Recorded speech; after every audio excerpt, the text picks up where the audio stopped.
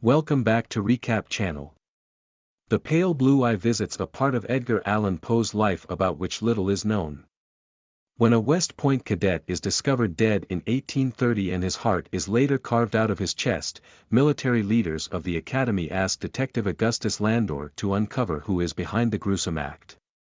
Seeing promise in one of the Academy's own, Landor enlists a young cadet for help, the poet Edgar Allan Poe. Is The Pale Blue Eye based on a true story? The Pale Blue Eye is not based on a true story. But it is inspired by a real time in Edgar Allan Poe's life. Poe actually did enter West Point in 1830, and The Pale Blue Eye imagines that Poe's stories and poems were inspired by the murders that take place at the military academy in the film. Who is murdered in The Pale Blue Eye? One morning, Cadet Leroy Fry is found dead, hanging from a tree. It's presumed that he hanged himself until Detective Landor finds signs of foul play, as well as a note inside Fry's hand indicating that someone asked Fry to meet them that night. Later, Cadet Randolph Ballinger is also found hanging from a tree. And his heart is already missing. Being close to these two young men, Cadet Stoddard runs away from the academy, fearing he is next. Is the Marquis family involved in satanic rituals? Through a man named Jean Pepe, Landor and Poe discover the rumor that a copy of witch hunter Henri Leclerc's book still exists.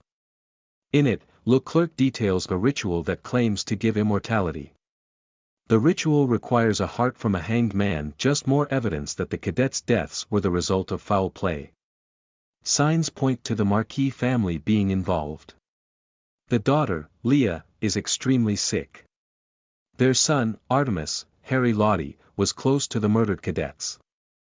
And the father, Dr. Daniel Marquis, Toby Jones, suspiciously did not find evidence of murder in his autopsy of Leroy Fry.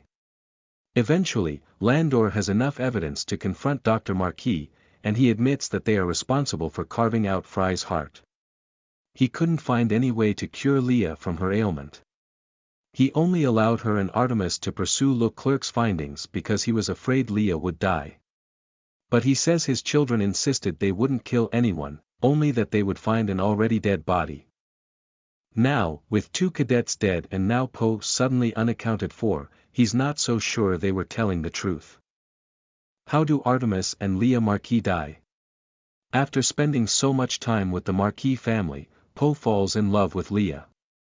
He tells her he would do anything for her. And according to Leah, sacrifice is the greatest form of love. To further the ritual, Artemis prepares to stab a drugged Poe while Leah and their mother look on. When Landor rushes in to stop them, Leah knocks over a candle, and fire overtakes the room. Landor is able to save Poe and Julia Marquis, Gillian Anderson, but Artemis and Leah perish in the fire. Who actually killed the West Point cadets? When Detective Landor shares his findings with the military leaders, the case is believed to be resolved. However, Poe then confronts Landor with new information he's obtained. Poe accuses the detective of killing the cadets himself. Landor slipped up. He left Poe with the note from Fry's hand, which was assumed to be from Leah. But Poe noticed that the handwriting on the note matches a note that Landor once wrote to him. This means that it wasn't Leah who lured Fry to his death. But Landor.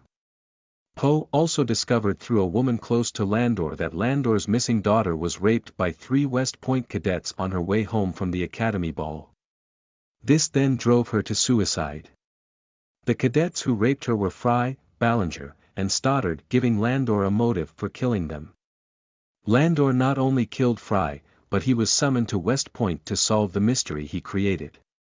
He accepted the job, which gave him the chance to frame someone else, the Marquis family, for the cadet's murder and presented the opportunity for him to murder Ballinger as well. How does The Pale Blue Eye end?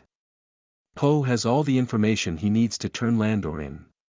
But he doesn't, and instead burns the note that would have convicted the detective. Landor tells him he wishes that his daughter could have run into him on her way home from the academy ball.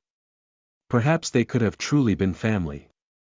The Pale Blue Eye ends with Landor standing at the same cliff his daughter once fell from. He turns his back to the edge of the cliff.